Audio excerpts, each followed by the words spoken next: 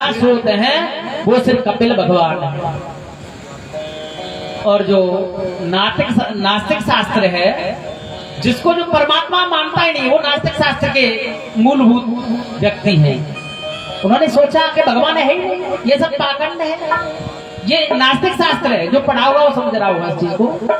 तो नास्तिक शास्त्र का जो है, जो पीड़ादायक है, वह है तुम्हारा चार वाहक। उसने कहा कि भगवान कोई नहीं है। तो किसी ने पूछा क्यों नहीं भगवान है?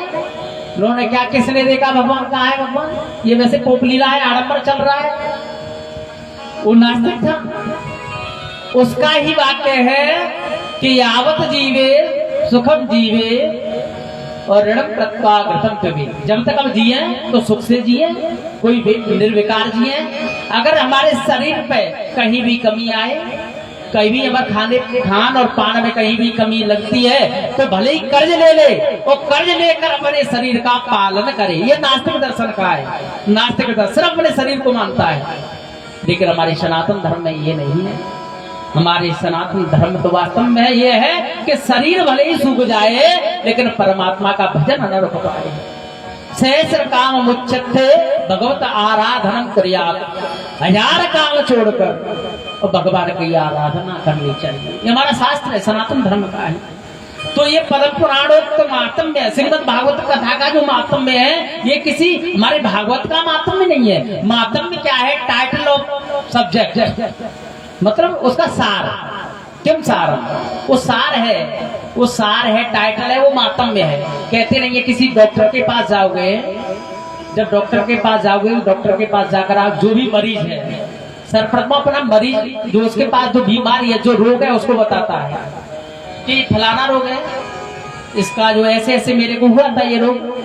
तो डॉक्टर पहले उसके रोग के बारे में पूछने के बाद फिर उसकी जो औषधि उपचार करता है, तो उपचार ये करता है कि ये नहीं, अगर उसको ताप है तो वो दर्द का मेडिसिन दे, ये नहीं देगा। जो ताप है तो ताप का ही मेडिसिन देगा डॉक्टर।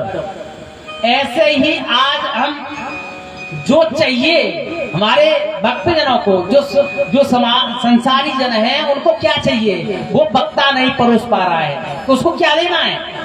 सिर्फ उसने तो जो अपना रंगमंच सजाया और प्रारंभ कर दिया।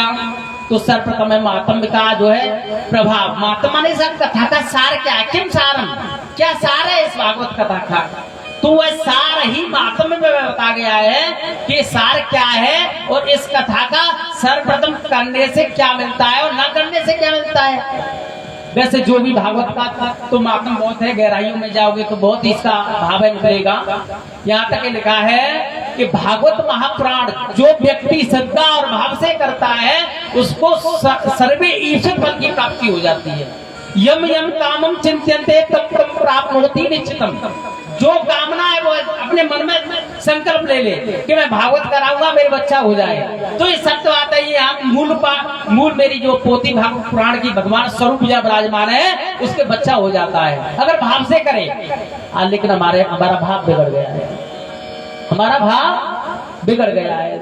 क्यों बिगड़ गया है? कि हमारे अर्थ प्रधान देश है, धन खत्म हो जाएगा।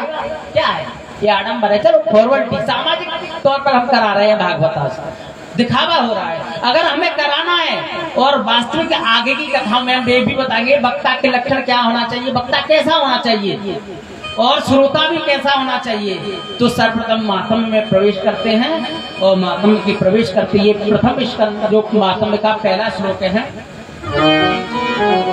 सच्चिदानंद रूपाय विश्वोत्पत्त्यादिहेतवे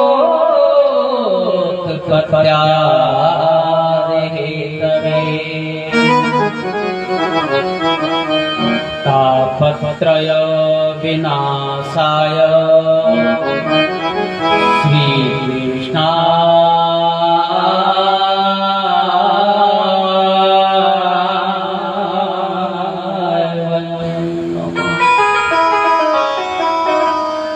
कैसे परमात्मा का ध्यान करते हैं। सर्वप्रथम इस श्लोक में कहा गया है कि सच्चिदानंद रूपाय विश्वोत्पत्त्यादिहेतवे तापत्रय विनाशाय श्री कृष्णाय वयम्। कैसे परमात्मा का ध्यान करते हैं हम? जो सच्चिदानंद है, इसको भी तुलसीदास ने एक सरलीकरण भाषा में लिख दिया है, उसके आधार पे आप जो शीघ्र समझ जाओगे कि कड़ कड़ में जो रहे अनंता, कड़ कड़ में जो रहे अनंता, कड़ कड़ में जो रहे अनंता, आकर नाम सच्चिदानंद,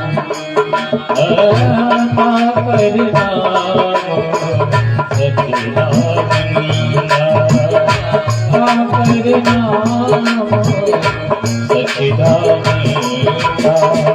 ये सरया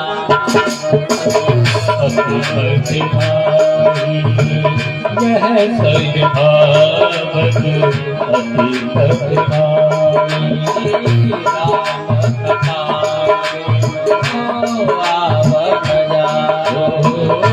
राम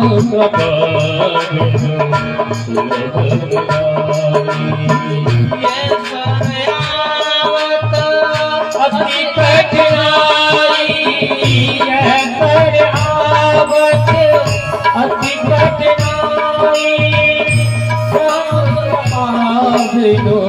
आवन जाई, राम कृपा आवन जाई। कैसे सच्चिदानंद है कि कण कण में जो हर समय हर जगह व्याप्त है, विदित है, ऐसी परमात्मा का मैं नमन करता हूँ। सूत भगवान को कह रहे हैं कैसे सच्चिदानंद है, जिनका सत्य घन स्वरूप है, चित घन स्वरूप है, आनंद घन स्वरूप है। ऐसे परमात्मा में कभी भी कहीं भी किंचित मात्र ना तो दुख है, ना उनके पास कोई असत्यता का कोई लक्षण है, और ना मेरे उस परमात्मा के अंदर कहीं भी निष्कपटता है। ऐसे सच्चिदानंद। तो एक बार किसी भक्त ने पूछा कि महाराज हमें ये बताइए कि जब भगवान सच्चिदानंद ही है तो रामावतार में तो क्यों रो रहे थे? जब आनंद ही है उसके अंदर तो क्यों विलाप कर रहे थे? और सत्य है परमात्मा वो, तो वो जब जो सीता हरण हो गया था और सीता ने सर्वप्रथम कहा था कि ये जो मृग है इसको ढूंढ के लाइए, इसको मार के लाइए, इस कार्य करके लाइए। तो जब परमात्मा जो साक्षात शक्तिमान है वह परमात्मा ऐसा लोलुप हो गया कि वह जानते हुए भी मृग कांचन न संभवी, सोने का हिरण संभव नहीं है, फिर भी वह परमात्मा सोने के मृग के पीछे पड़ गया। किसी भक्त ने कहा कि अगर परमात्मा सच्चिदानंद ही है, सत घन चित घन आनंदमय है परमात्मा, ऐसा परमात्मा फिर रो क्यों पड़ा? और मृग का कांचन था, जो मृग था कांचन मृग सोने का हिरण, उसके पीछे क्यों पड़ा? और उसके बावजूद भी ऐसा परमात्मा जो पेड़ पौधों से पूछ रहा है, कौन से? हे खग मधुकर से,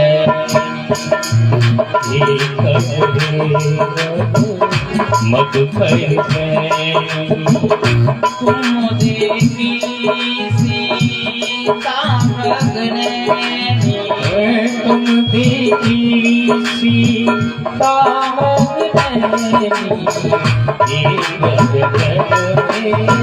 मधुकर से,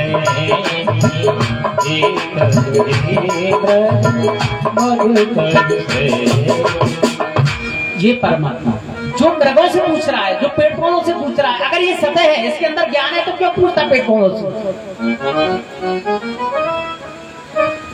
तो किसी ने कहा ठीक है, अगर ये उन्होंने कहा कि अभिनय का पात्रता है, जिस व्यक्ति के पास जो अभिनय होता है, जो पात्रता होती है, उसके बिल्कुल जो रोल करता है, ये रोल का स्वरूप था भगवान।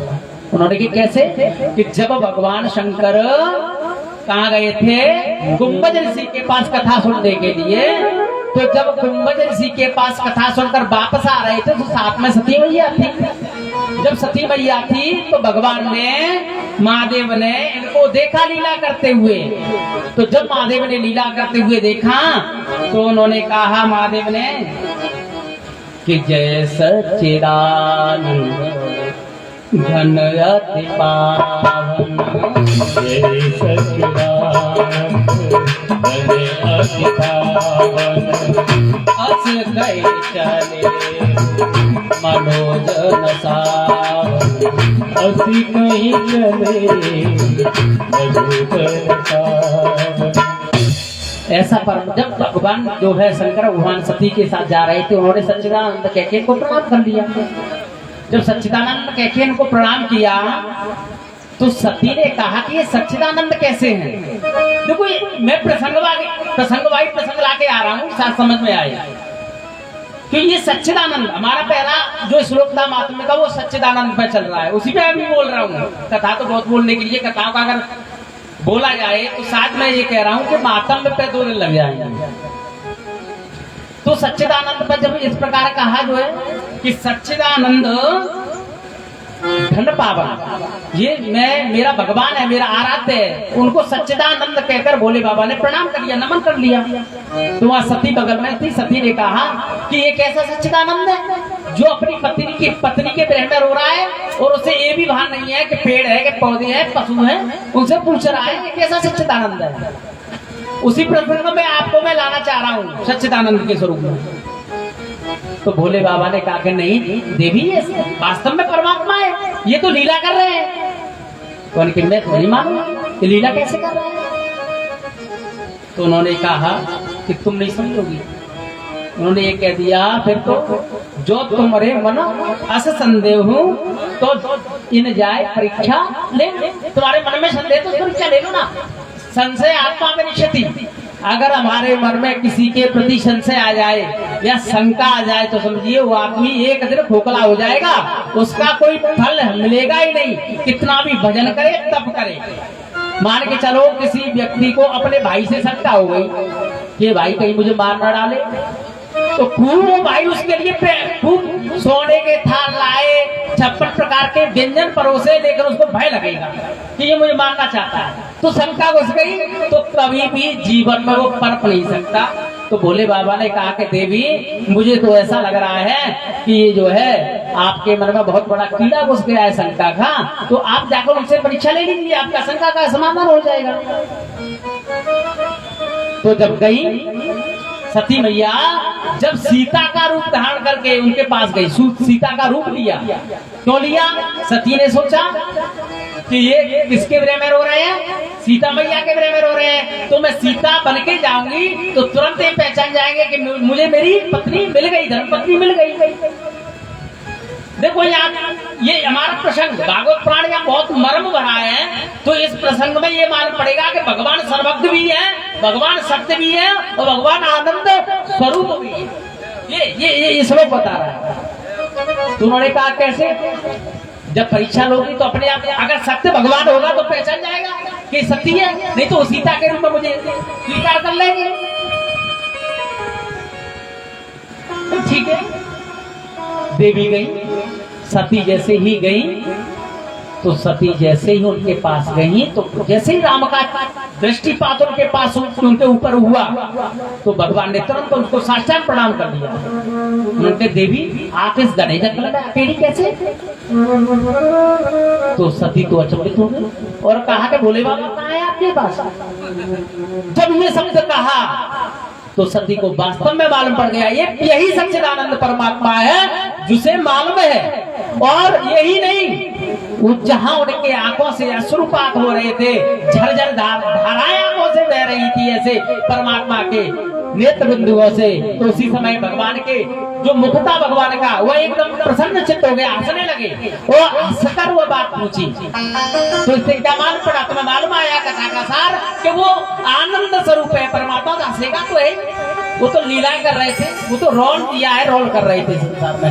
ऐसे ही अपन तुमको सबको रोल मिला है, अगर इसको वास्तविक हम अपने धर्म में और सामाजिक ज्ञान में इस रोल को निभाएंगे तो वास्तव में आपको जो भगवान ने कर्तव्य दिया है, जो आपको दायित्व दिया है, उससे आपका जीवन पर्यंत उससे ही उद्धार हो जाएगा। ये परमात्मा का सच्चिदानंद स्वरूप है। किसी ने कहा कि सच्चिदानंद स्वरूप तो है, लेकिन इनको नमन करने से, इनको प्रणाम करने से क्या मिल जाएगा हमको? क्या मिलेगा ये बताइए? हमने नमन कर लिया, क्या मिलेगा? आगे श्लोक में कहा कितापत्र विनाशाय, कि अगर हम सच्चिदानंद भगवान का ध्यान करेंगे, नमन करेंगे, तो हमारे अंदर जो ताप है वो नष्ट हो जाएगा। ताप कितने प्रकार के होते हैं? देहिक, दैविक, भौतिक,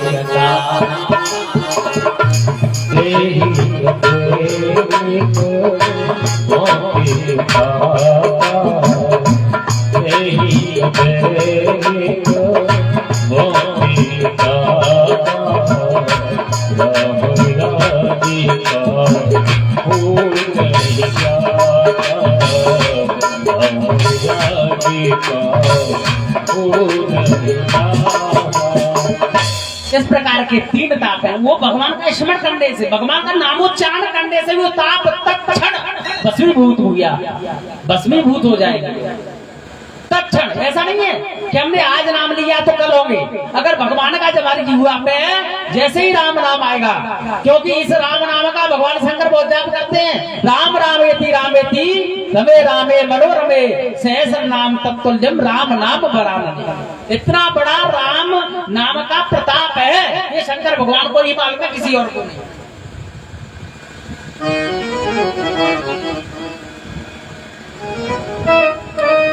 तो जब इस प्रकार मैंने किया, तो उन्होंने जब किया तो भोले बाबा को बड़ा दुख हुआ कि देवी हमने तुमको मना किया कि सच्चिदानंद है, हमें मालूम है। अगर मुझे मालूम होके, अगर मेरे मन में शंका आता कि ये परमात्मा नहीं है और मुझे मालूम है कि परमात्मा है, तो मेरे के पैरों में गिर पड़ता। लेकिन मुझे मालूम था अगर मैं सच्चिदानंद इस राम के परमात्मा के पैरों में गिर जाऊंगा तो आज इनकी जो लीला है, जो इनका जो रस है, वो रसभंग हो जाएगा। क्यों? ये लीला करने आए हैं इस धराधाम पर, और मैं जैसे ही जाऊंगा तो सबको मालूम पड़ जाएगा तो परमात्मा अवतार लेके आया, तो रावण को कौन मारेगा? इस प्रकार जो है क्षमा कहने का तात्पर्य, ऐसे ही इस संसार में हर व्यक्ति रोल कर रहा है, अभिनय कर रहा है। आप सभी ने जो है पिक्चर देखी होगी, हर व्यक्ति को जो है रोल दिया जाता है, और वह ही कलाकार सक्सेसफुल है, वही परिपूर्णता है। जो जैसा रोल मिला है उसके पर्यंत ही, उसमें ही जीवन अपना जीवन समर्पित कर दे, अपने हाथ उसमें भर दे, वही रोल है।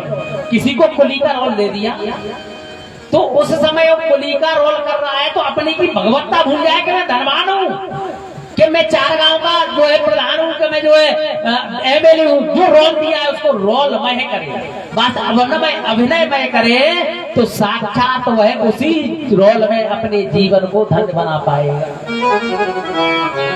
ऐसे श्री कृष्ण भगवान को हम नमन करते हैं। सर्वप्रथम भागवत का अर्थ समझिए कि भागवत है क्या। के बाके कहते खुल जात भाग्य जीवन के, गाके कहते गिर गुमान गिरबात हो, काके कहते तरन दिल बात है,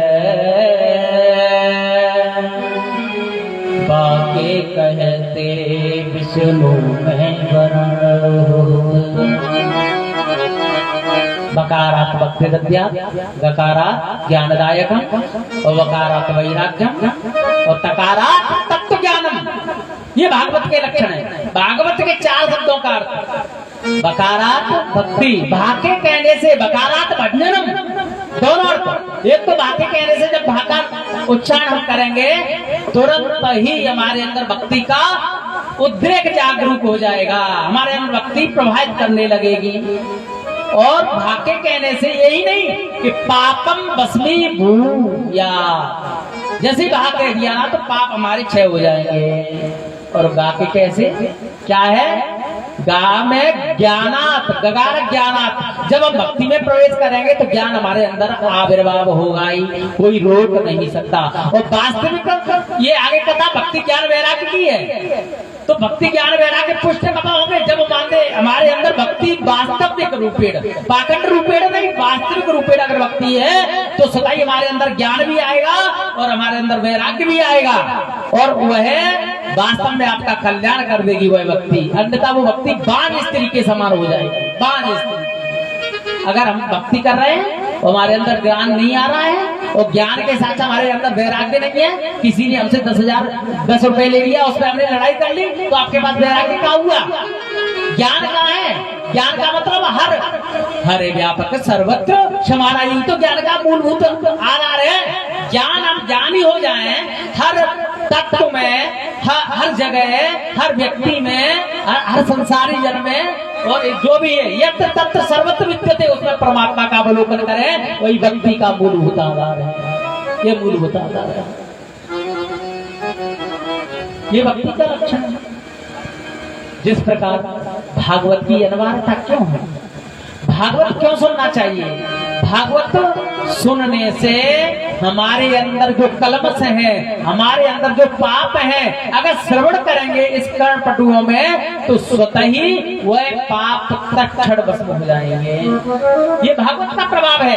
अगर हम वास्तविक सुनने की इच्छा से आए हैं कि भागवत हमें सुनना है, अब इस प्रकार बताइए, व्यवहारिक ज्ञान ले लीजिए कि जिस व्यक्ति के पास गाड़ी है, 4 व्हीलर इत्यादि जो है, अगर वो व्यक्ति उस गाड़ी का सर्विस न कराए और उस गाड़ी को चलाता रहे, धुआंधार चलाता रहे, तो एक दिन वो गाड़ी सीज हो जाएगी।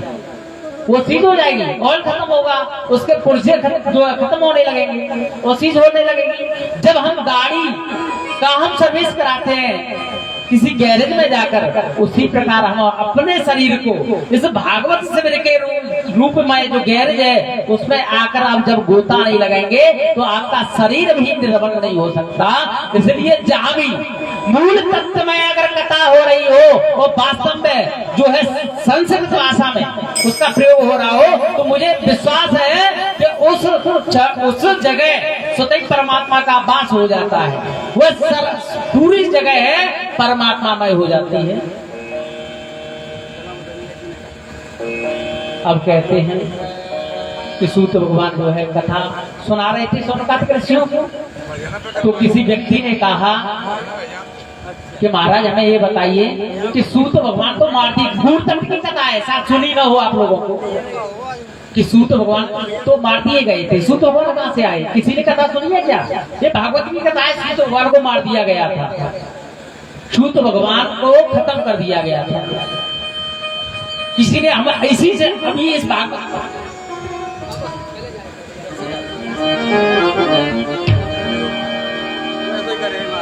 हो मुझ चरणों से लगा ले मेरी श्याम मुरली वाले, मुझ चरणों से लगा ले मेरी श्याम मुरली वाले।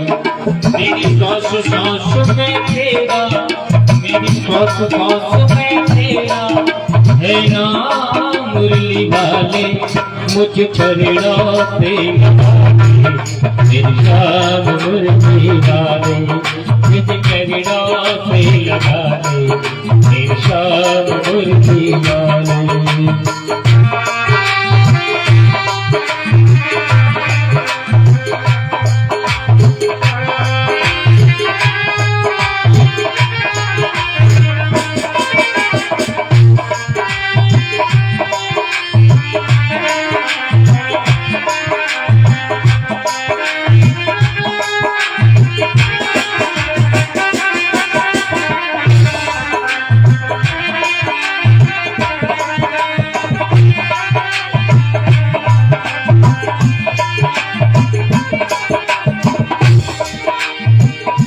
भक्तों की तुमने कहा विपदारकारी, भक्तों की तुमने कहा विपदारकारी, मेरी विवाह हो बाकी विवाह बिगड़ बनाए तुमने हाँ बिगड़ी जवानी तुमने सबका निभाने।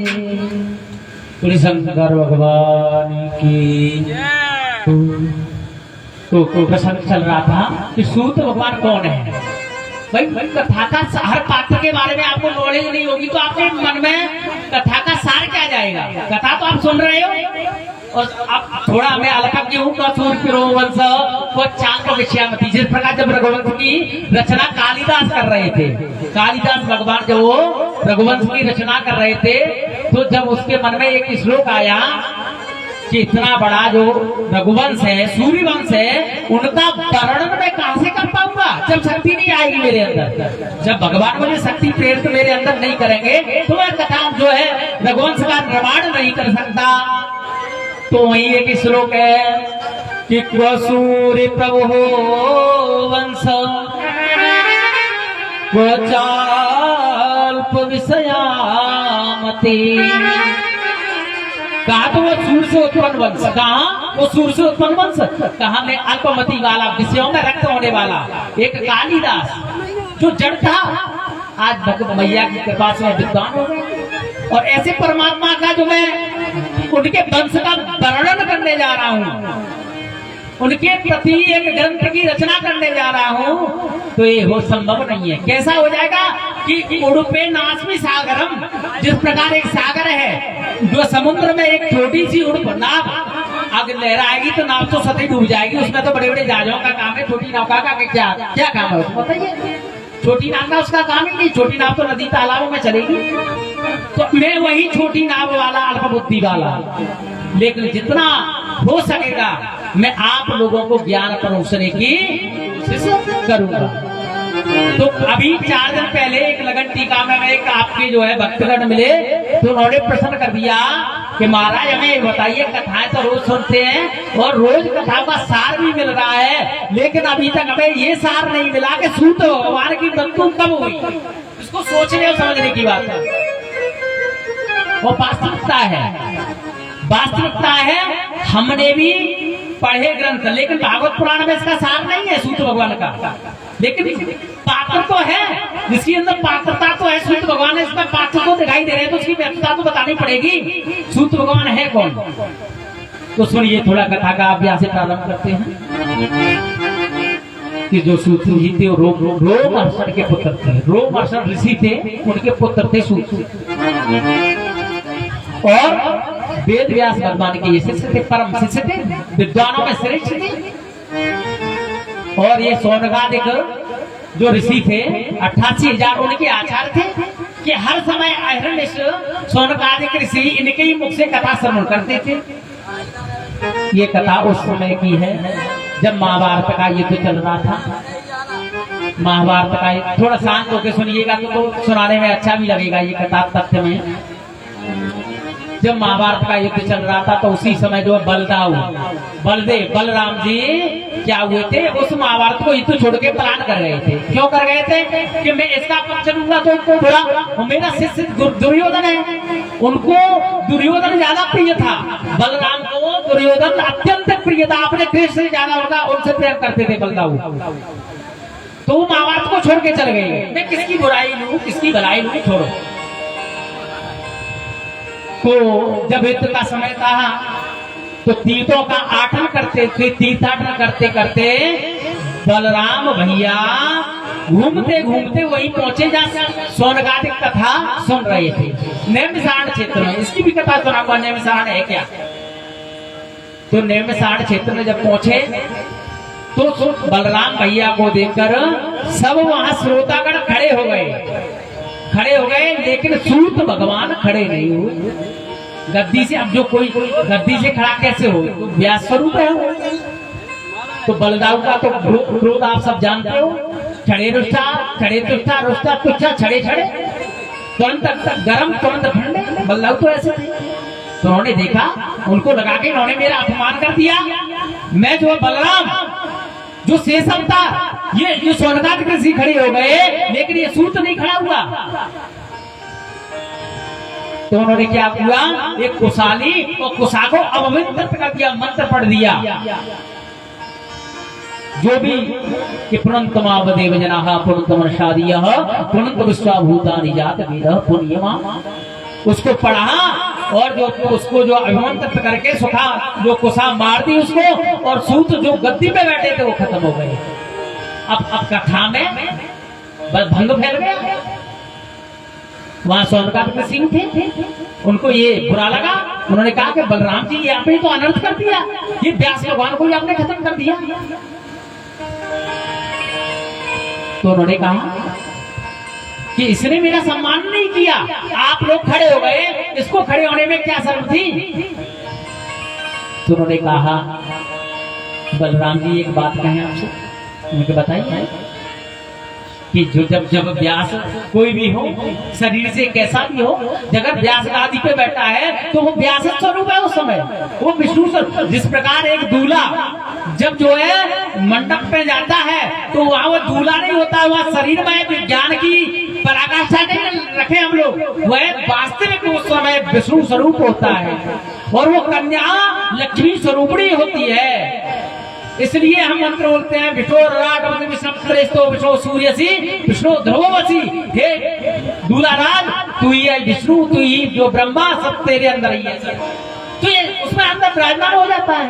तुमने अनर्थ कर दिया बलराम जी, बहुत अनर्थ कर दिया, तुम्हें ब्रह्मत्या लगेगी। एक और बात कहूं, जो लोग को सूत भगवान को सूत कहते हैं ना, नीची नी जाति वाला, तो अल्पज्ञ उन्हें अभी सारी नहीं मालूम प्राणों का, उन्होंने कभी प्राण खोल के ही नहीं पढ़े कि ये तो सूत है, मतलब निचली कास्ट। ये उन्हें सूत भगवान ब्राह्मण थे सूत भगवान। तो उन्होंने कहा अब क्या करूं बताइए, आप लोग बताइए महाराज मैं क्या करूं। तो उन्होंने कहा हाँ एक बात है कि जो है इनका एक पुत्र है, सूत भगवान का एक पुत्र था, उच्चई नाम से जो है वो ज्ञान में बहुत निष्णात था, परम तपस्वी तेजस्वी और बड़ी विद्युता थी उसके अंदर, द्वितीय भास्कर सूर्य के समान था। तो ऋषियों ने मंत्रणा की कि महाराज ऐसा करो कि जाको जो बेटा है, जाको जो लड़का है, जाइए तुम वो देव आशीर्वाद और ये सूत भगवान बने। तो उन्हीं ने क्यों आत्मा जाई वही, आत्मा का ही स्वरूप पुत्र होता है, तो वो पिता जब व्यक्ति के अंदर वो पिता ही उसका दर्शन करता है, पुत्र जब आएगा उसके सामने तो पिता का स्वरूप ही उसके अंदर दिखाई देने लगता है। कथा आएगी जब जो द्रौपदी के 5 पुत्रों को मार दिया था, तो उस समय जब द्रोणाचार्य को उसको जो अश्वत्थामा को पकड़ के लेके आए थे भगवान कृष्ण अर्जुन, तो उसको देखते ही द्रौपदी ने कहा मुच्यताम ऐसा ब्राह्मणों नितराम गुरु, इसको छोड़ दीजिए, ब्राह्मण है, गुरु का पुत्र है, बद्धप नास्ति, ये मारने के योग्य नहीं है, ये कहा उन्होंने। क्योंकि उस द्रौपदी को उसके अंदर गुरु दिखाई देने लगे, गुरु का स्वरूप आने लगा उसका अश्वत्थामा, क्योंकि कितना बड़ा पापी था जिसने छोटे हुए द्रौपदी के पुत्रों को नष्ट कर दिया, खत्म कर दिया। लेकिन उसके अंदर जब देखा द्रौपदी ने कि हमारे गुरु का पुत्र है, मैं गुरु साक्षात दिख रहा है इसके अंदर, तो उन्होंने यही स्वरूप यहाँ हुआ। तो सोनकांत ऋषियों ने कहा कि महाराज आपसे जो पाप तो बन गया और बहुत बड़ा महापाप बन गया। 5 पाप कौन कौन से हैं इसको भी सुन लीजिए। अब प्रसंग भाई आता है, कथा दूर हो जाएगी, चलो कथा में ही चलते हैं। तो जो है उनको अपनी शक्ति बलराम ने एक अंश से प्रेरित की और उनके पुत्र को ही व्यास गद्दी पे सूत के रूप में दे दिया और वहीं से उनका आविर्भाव हुआ और वही सूत भगवान आज हम सबके मतलब प्रेरणा स्रोत और जो इस भागवत के मूल कथा रसिक हैं। बोले सूत भगवान की, ये सूत भगवान की कथा है। अब जो है श्रीमद् भागवत का ध्यान करते हुए नेमिषांड तीर्थों में एकदा नेमिषांड दे सोनका दैश्यासन, एक बार की बात है, सभी संतों ने मिलकर मंत्रणा की कि ऐसी कोई तपोभूमि मिल जाए, ऐसी कोई सुंदर पवित्र भूमि मिल जाए जिसमें हम 1000 वर्ष का सत्र चलाएं, सत्संग चलाएं। तो सभी ऋषियों के पास जब सोनकांत 88 ऋषि तो थे ही थे, उनके अलावा और भी झुंड आ गए संतों के, तो सभी संतों ने निर्णय कर और कहा गए वो ब्रह्मलोक चले गए। ब्रह्मलोक गए। ब्रह्मलोक जो ब्रह्मा जी के पास पहुंचे, ब्रह्मा जी ने पूछा ईश्वर क्यों आए, क्या कारण है? तो ऋषियों ने कहा कि महाराज हम सब जो संत हैं, हमारी जो संत मंडली है, उन्होंने एक निर्णय किया है। निर्णय ये है कि हम 1000 वर्ष का सत्र चलाना चाह रहे हैं, सत्संग का। और आजकल हम 7 दिन की कथा के लिए व्यवस्था ना कर पा रहे हैं। बड़ी ताजुब है, ये संसार की माया है। वो 7 दिन की कथा में हम सोच रहे हैं कि हमारे ज्यादा नहीं है। और उन्होंने 1000 वर्ष का सत्र संकल्प कर दिया कि उस संकल्प से हम 1000 वर्ष सत्संग की चर्चाएं करेंगे। भगवान के जिनकी प्राण है, जिसने वेद है, उनकी चर्चाएं हम गाते रहेंगे 1000 वर्ष तक। तो ब्रह्मा जी के पास पहुंचा। ब्रह्मा जी से कहा कि महाराज हमें ऐसी कोई जगह नहीं मिल रही है जहाँ ऐसी, क्योंकि जगह का भी प्रभाव है। देखो, जगह का प्रभाव नहीं होगा तो हमारे अंदर उद्विग्न आने लगेंगे। अगर जगह पवित्र नहीं होगी तो आपके अंदर उल्टे विचार आने लगेंगे, तुरंत आपका भाई आपसे लड़ने लगेगा जगह पे पहुंचे। ऐसी जगह का प्रभाव। रामायण वाल्मीकि रामायण प्रसंग है, वो कथाओं में हम कहते रहेंगे प्रसंग वाई प्रसंग, तो यही कह देंगे तो ब्रह्मात्म भी नहीं हो पाएगा। सत्य बात तो यह है। तो जब इस प्रकार जगह का निर्णय किया गया संतों ने, तो ब्रह्मा जी ने कहा कि ठीक है, तुम सब लोग आए हैं तो मैं इसका उपाय भी ढूंढता हूं। तो तुरंत उन्होंने चक्र को आदेश किया और कहा कि ये जो मेरा चक्र है, इसकी जो निमि है, जहां शांत हो जाए, जिस जगह पे गिर जाए, वही आपका सत्संग क्षेत्र हो जाएगा, वही सत्संग क्षेत्र हो जाएगा। वही हुआ। और उन्होंने कहा आप इनका पीछा करते जाइए। और ब्रह्मा जी ने वो चक्र छोड़ा और वह उसी अरण्य में जाके गिरा। अरण्य माने जंगल में गिरा। एक जंगल में जो निमि जिस अरण्य में गिरी, उसी का नेम सारण्य बन गया, वही सत्संग हो गया। बोले शंकर भगवान की, बोली चामुका मैया की। तो वही नेमिसांड तीर्थ क्षेत्र में 88 ऋषि इकट्ठे हुए और सत्संग कर रहे हैं और भगवत चर्चा कर रहे हैं। तो उन्होंने कहा कि महाराज हमें ये बताइए कि जो है नेमिसांड तीर्थ में 88 सोनकाद ऋषि इकट्ठे हुए। उन्होंने कहा कि ऐसा घोर कलयुग आने वाला है प्रभु, जिसमें व्यक्ति की मंद बुद्धि, मंद भाग्य उपद्रव का, व्यक्ति की बुद्धि भी मंद हो जाएगी, छोटी बुद्धि हो जाएगी, सोचने समझने की क्षमता नहीं रहेगी उस व्यक्ति में। हाल तुरंत लड़ने लगेगा किसी वस्तु पे।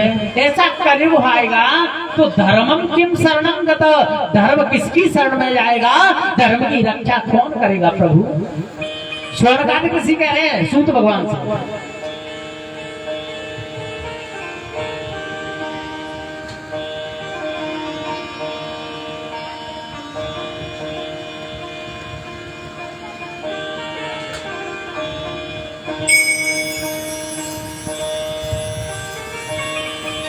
जब उन्होंने कहा कि बात तो सही कह रहे हो आप,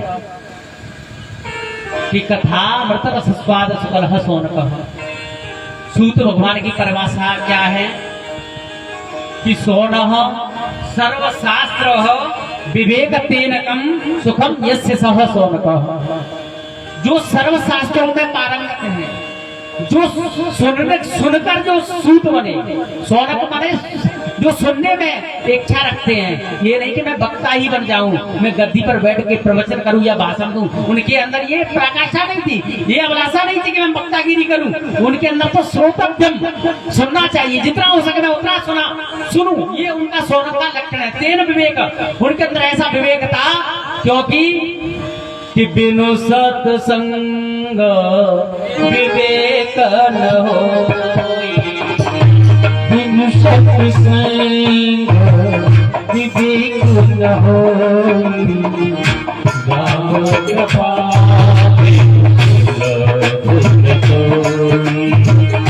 राम कृपा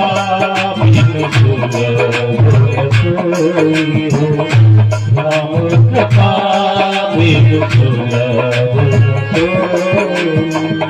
ये विवेक कहाँ से आता है? संग करने से। संग करने से, साथ नहीं।